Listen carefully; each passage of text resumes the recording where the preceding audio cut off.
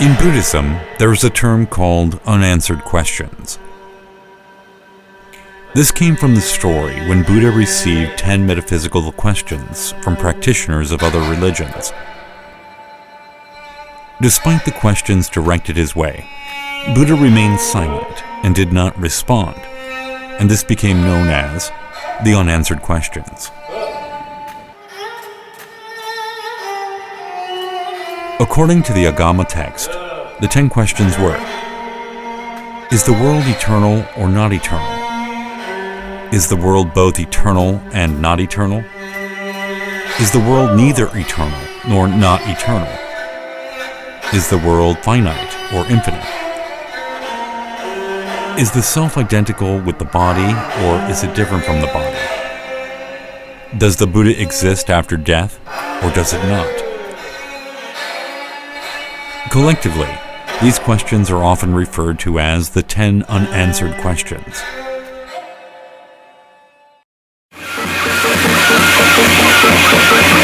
Korea is one of the few countries in the world where shamanism remains a significant influence in people's lives. And the Korean traditions of gut, exorcism, and manshin, female shaman, are rare examples of traditional shamanistic practices preserved over generations in their original form. In that sense, the traditional Korean gut, during which a manshin calls upon the spirit of a particular deceased, has always been an object of fascination to me, personally. Was it the principle of contemporaneity at work here? By sheer chance, I got to meet Ms. Lee Hae-kyung, a practicing manshin. Originally from Hwanghae-do region, manshin Lee Hae-kyung is pretty famous as a shaman. More specifically, Lee is a spiritualistic shaman and the spiritual daughter of manshin Kim Kum-hwa, who herself was a practitioner of the Baeyeon Shin gut and Daedong gut. Upon reading Lee's autobiography, novelist Lee Uy-soo said, "The tears Lee has shed over the years would be enough to water a rice paddy." And Lee Uy-soo is right. Lee Hae-kyung has indeed lived a hard life as a manshin. Despite seeing spirits for years, she refused to be ordained as a manshin. But ultimately, she received a nadim gut to become a shaman. Lee, however, is slightly different from other manshin shamans, whom you may see from time to time at a gugak performance. She doesn't completely chain herself to traditional shamanistic gut practices, which are mostly small and modest in scale. Rather, she is a so-called New Age activist, looking to transform gut rituals into a form of culture, where shamans can communicate and interact with the public. In 2020, the National Theatre of Korea hosted a performance titled The Shaman and Photographer, as manshin Lee Hae-kyung allowed a spirit to possess her body with a traditional Korean gut. Photographer Kang Young-ho captured the spirit with his camera and projected the image up on a screen in real time. It was a creative and inspiring program that was truly worthy of Kang's reputation as a spirit capturing photographer. As I was watching this performance, I suddenly remembered Carl Jung. In analytical psychology, founded by Carl Jung, the goal of life is individuation, which refers to the process of finding one's true self. And the process of individuation is similar in many ways to alchemy. Jung once said this: "A man must form his own answers about the afterlife. Myths related to life after death are useless speculations in terms of reason. However, on the emotional level, it is an activity that heals and adds radiance to a human being, Anyone who doesn't define the afterlife will lose something.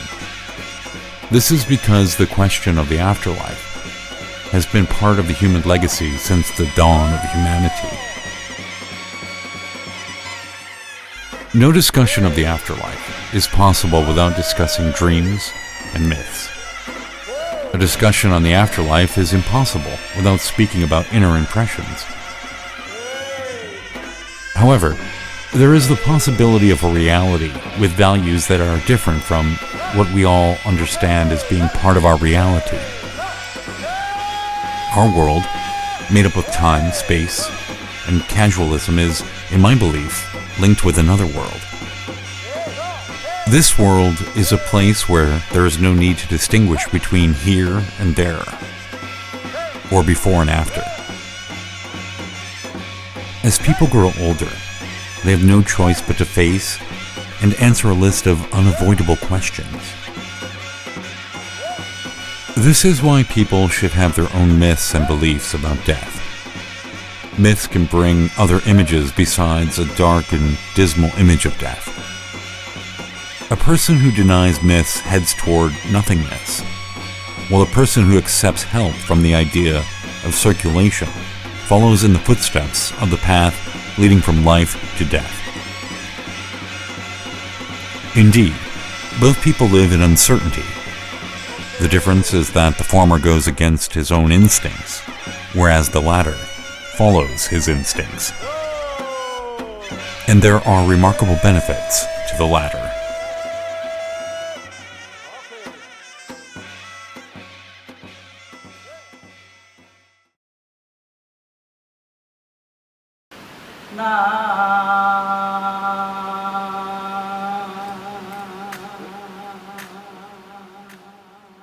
According to Carl Jung, the ultimate goal of psychoanalysis is the integration of the mind. Each mind is different, but it is made up of numerous systems interconnected to each other. A mind can be divided into three main categories: the consciousness, personal unconscious, and collective unconscious. The first part of the mind an individual can perceive is his consciousness. Here, consciousness refers to a state of awareness. Just as a child uses consciousness to distinguish parents from others, the conscious mind manifests itself very early. In the process, a person's conscious mind diverging from another person's consciousness, a new element arises, which is called the ego.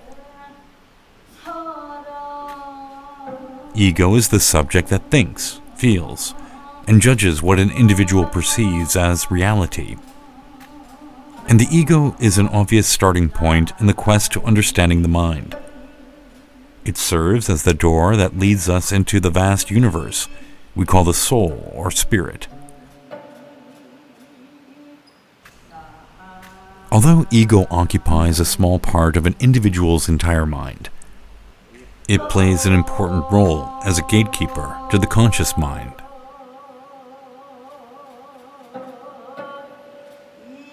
We experience many things every day, but most of those experiences get eliminated by our ego, which means they do not reach our conscious mind at all.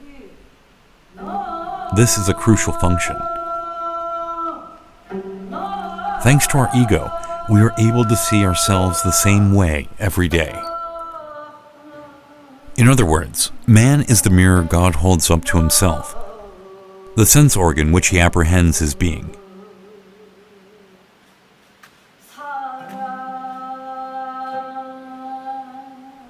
Why is understanding the nature of self-consciousness so important in psychology? It's important because people need to adapt to distortions. According to Carl Jung, all psychology is a personal confession.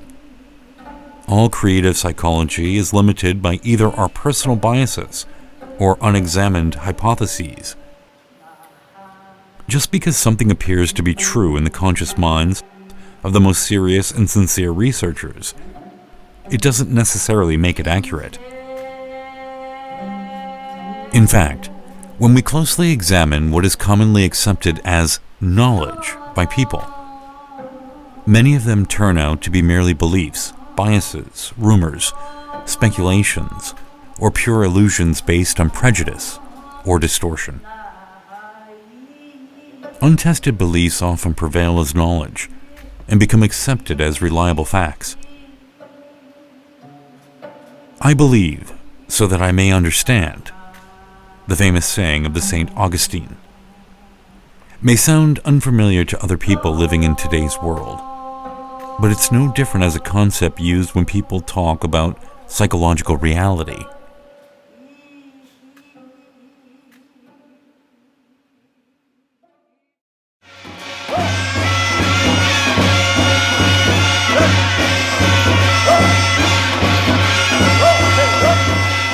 The personal unconscious is where experiences that have yet to be recognized by the ego are stored.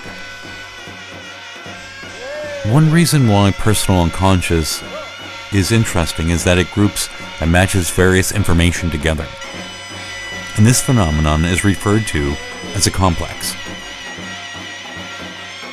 A complex is often associated with an inferiority complex. However, inferiority is only one of the various types of complexes. A complex literally means complex, meaning a group of emotions, thoughts, and memories combined in the unconscious. As for the different types of complexes, there is the ego complex and a number of smaller individual complexes. If a person has a complex, it means that he is unable to see other things because of the interference from something. In short, a complex is an obstacle to thinking. The relationship between a patient's neurotic state and the patient's observed complex is always complicated. Man does not own a complex. A complex owns a man. The purpose of psychoanalytic therapy is to get rid of complexes and free the patient's life from the tyrannical reign of such complexes. However, a complex does not necessarily interfere with a person's adaptation. Rather, a complex is likely to act as the root of inspiration and impulse that are intrinsically important for tangible achievements. For example, it's like a writer gripped with a particular complex trying to write a masterpiece novel. Musicians and artists create numerous works of art to convey their own interpretation of sublime beauty. As with Vincent van Gogh's case, in some instances, a person's complex can drive him to sacrifice his own life and happiness. However, if the complex is weak or insignificant, it may only inspire you to do ordinary things, or it won't drive you enough to achieve extraordinary things.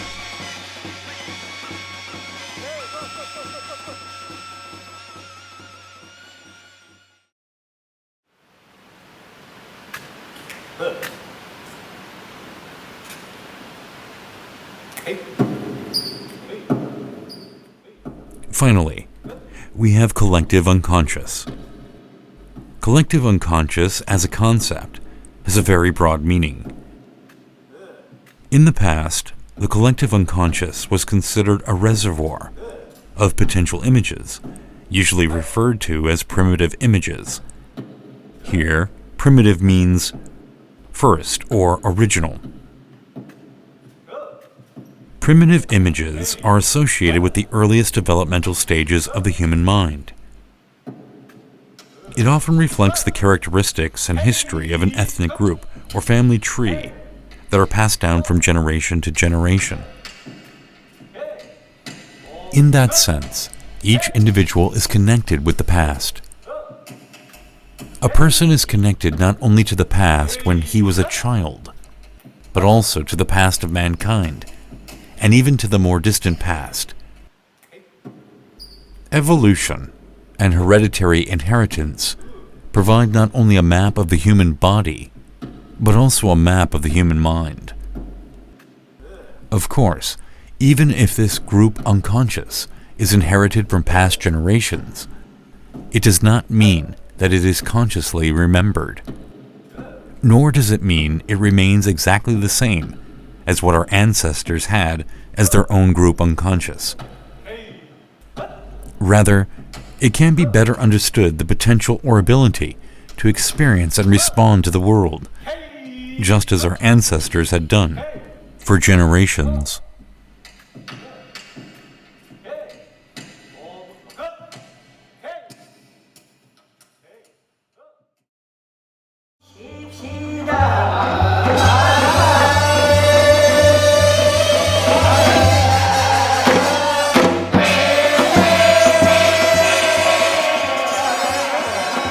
Meanwhile, group unconscious includes not only humans, but also things like the sun and moon, mountains and earth, sea and rivers, animals and plants before the dawn of humanity, in addition to abstract concepts such as gods and demons, birth and death, magic, heroes and swindlers.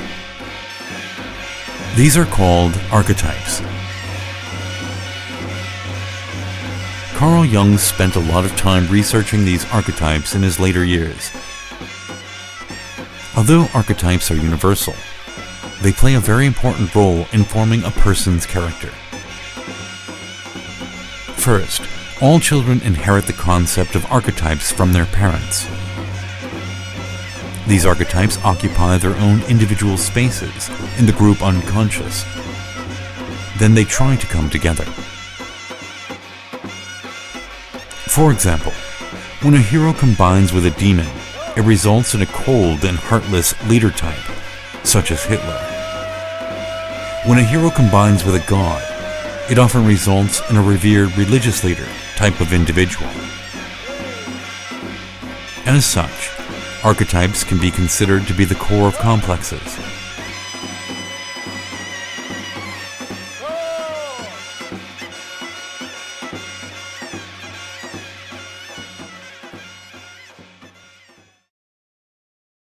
할아버지가 말이야 요새는 아주 힘을 못 쓰는 것 같아. 아주 벼슬하는 할아버지들이 힘을 못 쓰는 것 같고. The shadow is an element of the unconscious mind that the ego cannot control. In many ways, it can be considered the flip side of a person's ego.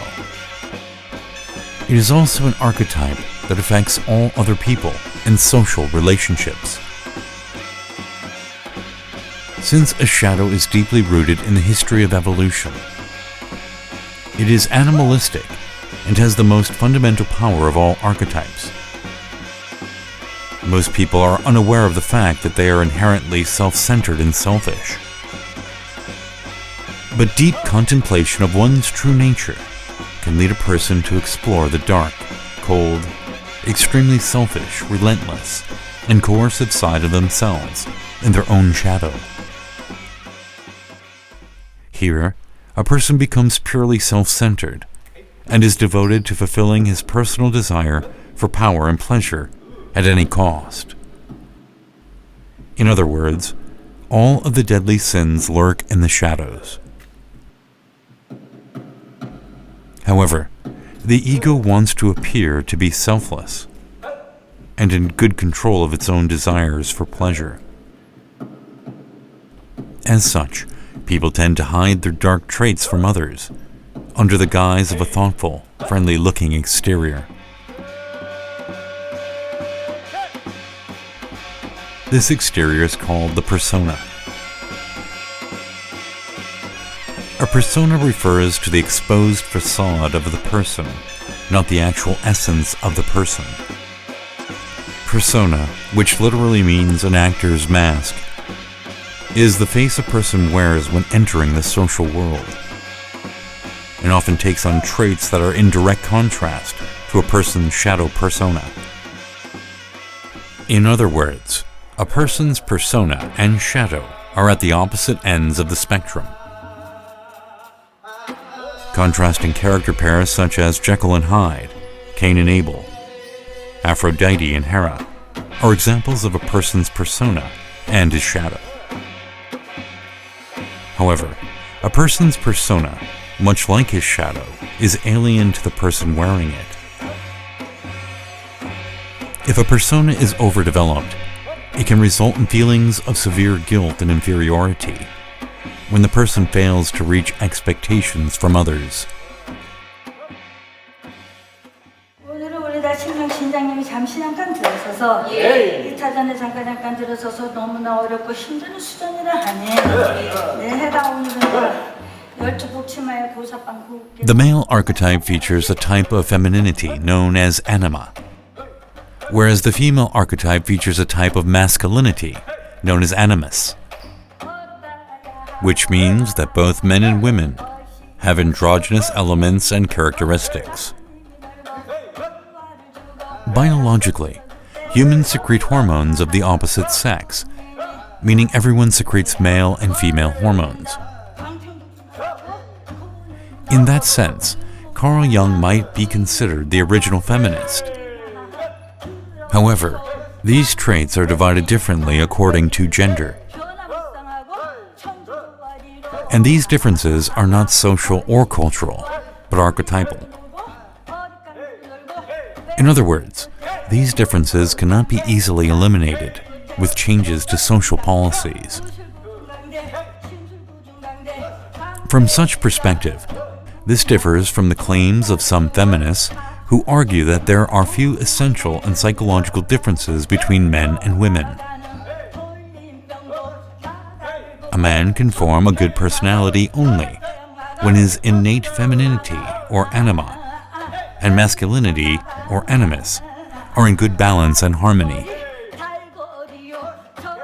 If a man is not in harmony with his anima on the unconscious level, or a woman is not in harmony with her animus on the unconscious level, then anima and animus become weak and irritable.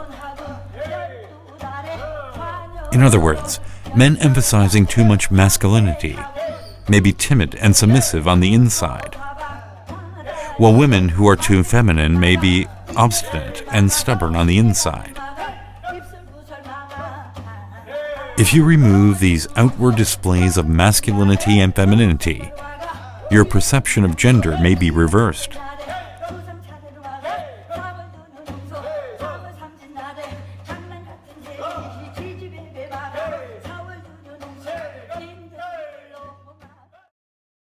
대감이 잘 놀아야지 말이야. 아주 다 이렇게 다 재수주문도 열어주고 아주 그냥 속상하고 걱정한 것도 걷어다 주지 같지? 아니 그리고 그냥 각가정에 그저 아주 그냥 Good control over one's own shadow is the most difficult problem, both from a moral and psychological standpoint. If you completely turn away from your shadow, you may become an educated and civilized individual. But you may also have to endure the effects of diminishing instinctive sensitivity and insight. Interestingly, a person can feel full of vitality and energy when one's ego and his shadow are in good harmony. In other words, seeing creative beings filled with animal instincts is a more natural sight. This is, in a way, a deal with the devil. When the shadow's influence overwhelms the ego, it exerts influence on the ego when the mind goes through its rough patches. A shadow with no release from a strongly repressed state may cause disastrous consequences and lead to alcoholism, madness, or commission of various crimes.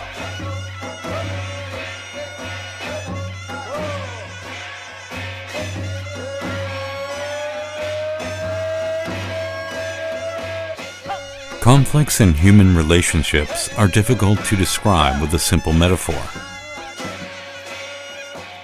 since interpersonal conflicts can often be a projection of the conflicts raging inside us personally. For instance, a husband quarreling with his wife is fighting his own anima. Also, a person who fiercely opposes certain actions as being sinful or immoral is actually fighting his own shadow. Conflicts happen everywhere in life, Whether these conflicts lead to the disintegration of a person's character, or whether a person can endure the effects of the conflicts, is a point of divergence.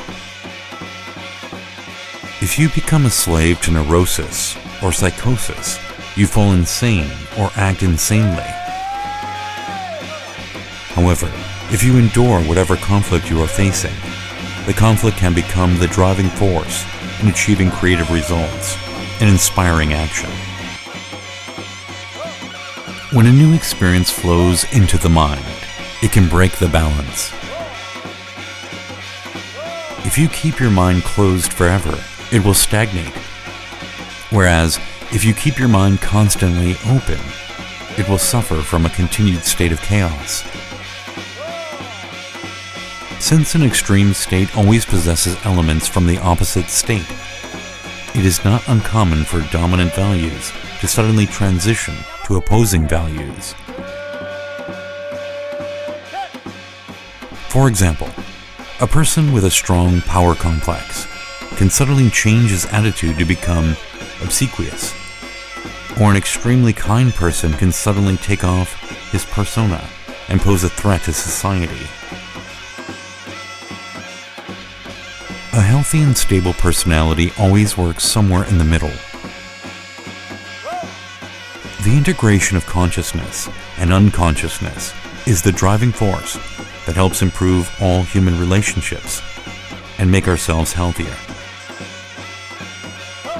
Integration of the mind, as per Carl Jung, is not about gathering pieces of one's mind from the outside. Rather, it is about finding them and putting them together. In other words, it means integrating pieces the mind already had. Many people wish for a miracle that can inspire the complete integration of the mind in just a short amount of time. But integration of the mind is the most difficult task in life, and it requires relentless effort. Religion, alchemy, and spiritualism are activities in different fields that try to realize the divinity within human beings, yet to manifest itself because of various mental problems. These are practices of discovering svabhava through the union of the persona and shadow, the consciousness and unconscious.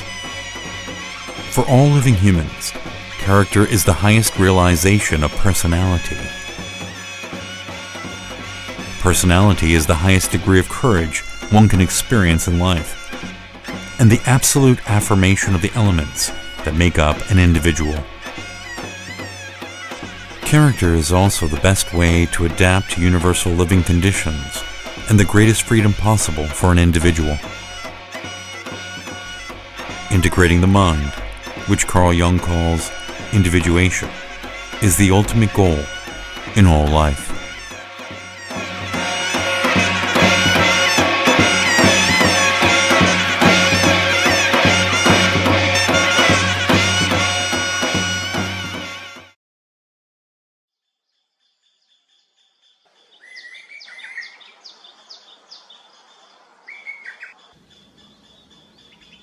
There are things in our world we cannot see with the naked eye, and there are things we can only see with our mind. In Buddhism, these things collectively are called perception. Buddhists believe all perceptions, including the perception of oneself, are not real, but concepts created in our minds. In other words, our consciousness conceptualizes an object by finding and comparing things that are similar to something similar to that object stored in our memory. Things conceptualized in this way are called perception. This process applies equally not only to perceptions, but also to sound, smell, taste, touch, and consciousness. This is not to say that none of these things exist. Being and not being, living and dying, and believing and doubting are all relative concepts. That is perhaps why Carl Jung said, "I don't need to believe. I know." When asked if he believed in God in 1959. In Buddhist scripture, there is a phrase that states, "Bekcho gandu gengjin ilbo." It means the boldness and courage to take a step forward into the air in the face of certain death atop a 100-foot pole.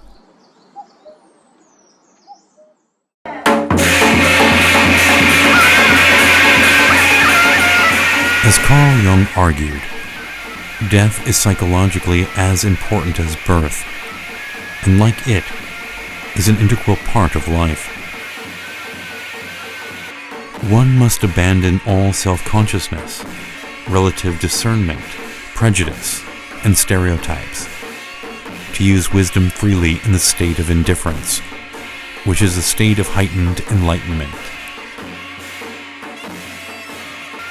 Even the Bible says, "For whoever wants to save his life will lose it. But whoever loses his life for me will find it." This is also a paradoxical principle of resurrection that points to the belief that when a person's ego dies, he can earn a whole new life. In Carl Jung's autobiography, there is a passage that says, "All the pain, sorrow, conflict, despair, and loss we face in life are extremely painful experiences. They can even be expressed as physical and mental disasters. However, they are certainly valuable opportunities for self-reflection. We are always under the influence of creative stimuli from the unconscious." Finally, I would like to end this film with a letter written by Carl Jung.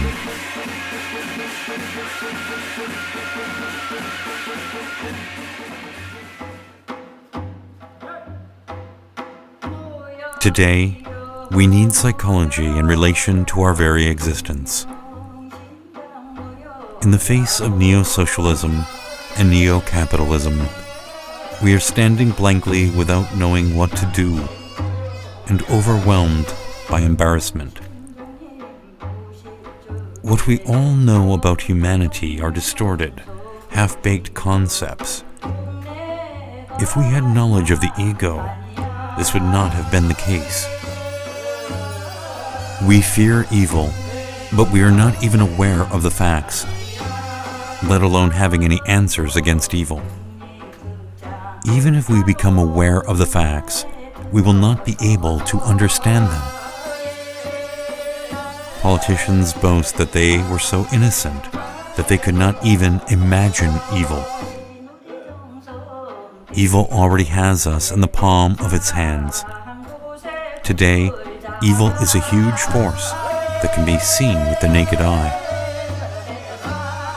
Half of the human race is indulging itself in doctrines fabricated by human followers and growing rapidly, while the other half is ill because they cannot find myths that fit the conditions of the modern world.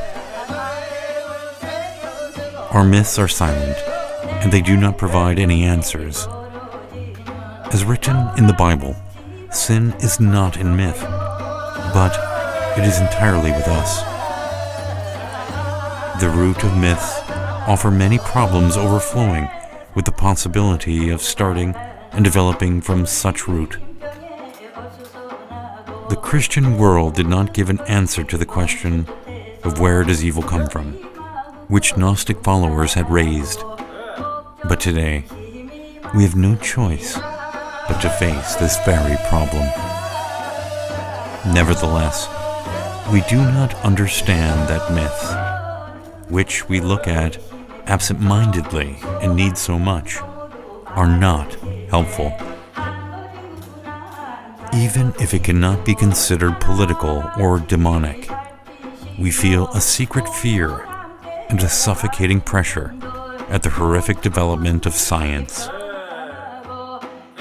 Yet, we do not know how to escape our current predicament.